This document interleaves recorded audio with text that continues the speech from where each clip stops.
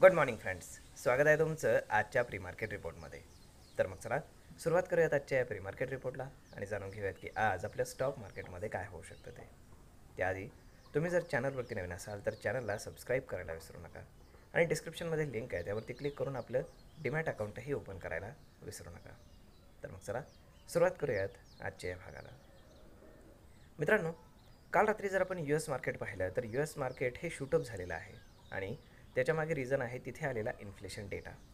तिथे inflation data हा better than expected आलेला आहे आणि फक्त तिथेच नाही तर आपला इंडियन जो काही इन्फ्लेशन डेटा होता तो सुद्धा काल मार्केट बंद झाल्यानंतर आफ्टर मार्केट आलेला आहे आणि त्यामध्ये सुद्धा RBIचे जे काही एक्सपेक्टेशन होतं त्यापेक्षाही तो कमी आलेला आहे, म्हणजेच विच इज व्हेरी गुड. RBIचं एक्सपेक्टेशन होतं 4% आणि इन्फ्लेशन डेटा आलेला आहे 3.69%, म्हणजेच तो खूप चांगला आलेला आहे असं आपण म्हणू शकतो. तर ही गोष्ट कशाला बूस्ट देते तर येणाऱ्या भविष्यातल्या रेट कट्सना ही गोष्ट बूस्ट देते. म्हणजेच आज कुठले कुठले स्टॉक्स फोकसमध्ये राहतील तर ते असतील बँकिंग स्टॉक्स, त्यानंतर NBFCs, त्यानंतर ऑटो आणि रिअल इस्टेट, की जिथे जास्तीत जास्त प्रमाणामध्ये लोन्स घेतले जातात, दिले जातात, अशा प्रकारचे जे काही बिझनेसेस आहेत तर ते आज फोकसमध्ये राहतील.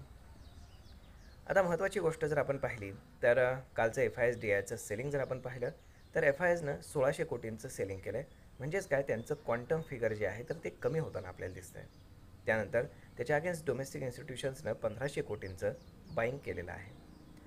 आज जर पाहिलं तर USAचे फ्युचर्स आहेत तेही आत्ता ग्रीनमध्ये ट्रेड करत आहेत आणि प्लस तिथे मार्केटही ग्रीनमध्येच क्लोज झालेलं आहे.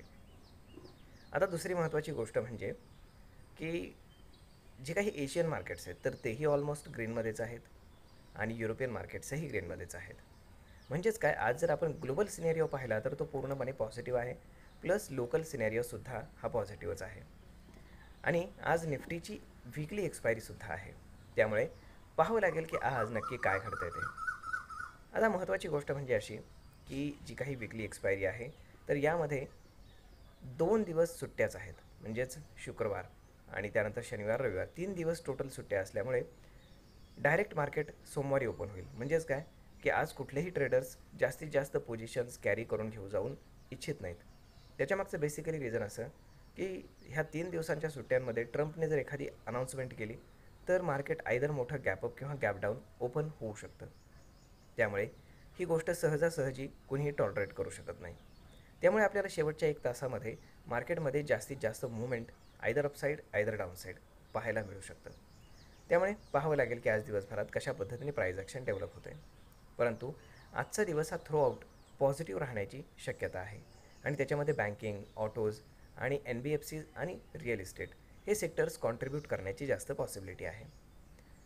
IT मध्ये जी काही पडझड झालेली आहे तर नॅसडॅक US प्लसमध्ये मोर दॅन 1% क्लोज आहे. त्यामुळे आज त्यांचा इम्पॅक्ट आपल्या इथल्या IT स्टॉक्सवरती काही पडतो का ते पाहणं जास्त गरजेचं ठरणार आहे. त्यामुळे पाहूयात की नक्की काय होतं ते. तर मग अशा पद्धतीनं जर आपण गिफ्ट निफ्टी पाहिली तर गिफ्ट निफ्टी आपल्याला इंडिकेट करते की ऑलमोस्ट मार्केट फ्लॅट ओपन होतं आहे. त्यामुळे जेव्हा जेव्हा मार्केट फ्लॅट ओपन होतं तेव्हा कदाचित मार्केटमध्ये एखादं छोटंसं मुवमेंट आपल्याला पाहायला मिळू शकतं.